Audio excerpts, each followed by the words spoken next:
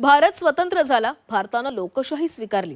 अशावेळी देश गुलाम असताना आणलेलं गॅझेट स्वीकारणं कितपत योग्य आहे असा सवाल पर्यावरण मंत्री पंकजा मुंडे यांनी केलाय.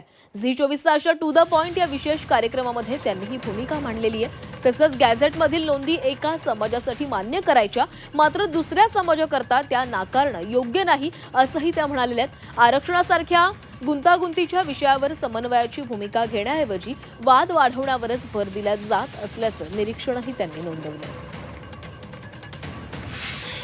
एक झालंय या सगळ्या निर्णयानंतर एक कॅस्केडिंग इफेक्ट ज्याला म्हणतो, त्याचा तुम्ही मगाशी त्याचा उल्लेख केला की धनगर समाजाच्या आरक्षणाचा मुद्दा आला, त्याच्यातनं हैदराबाद गॅझेटचा जो मुद्दा समोर आला, त्याच्यातनं एक आणखी गोष्ट समोर आली की जर हैदराबाद गॅझेट लागू केल्यामुळे मराठा समाज जर ओबीसीत जात असेल तर हैदराबाद गॅझेटलाच त्याच अनुषंगाने बंजारा समाज तिथे निजाम संस्थानामध्ये तिथे ST कॅटेगरीमध्ये येत होता. त्यामुळे त्यांनाही आता ती मागणी जोर धरायला लागली आहे.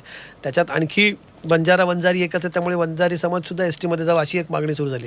त्याला पुन्हा आदिवासी समाजाकडनं मोर्चांनी उत्तर दिलं जाऊ लागलं. हा एक त्याचा कॅस्केडिंग इफेक्ट दिसायला लागला आहे. आपण स्वतंत्र झालो ते गुलामगिरीतून बाहेर निघण्यासाठी, हुकुमशाहीतून बाहेर निघण्यासाठी, लोकशाहीचा स्वीकार करण्यासाठी झालेलो आहोत.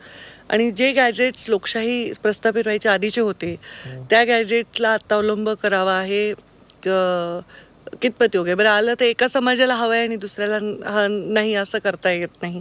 परंतु ST आणि SCचा परत विषय हा राज्याच्या अख्ख्यात येत नाही. हे सगळे टेक्निकल मुद्दे आहेत. हे कोणीतरी सांगणारं, समजावणारं, लोकांच्या मनातले संभ्रम दूर करणारं माणूस आहे का आत्ता?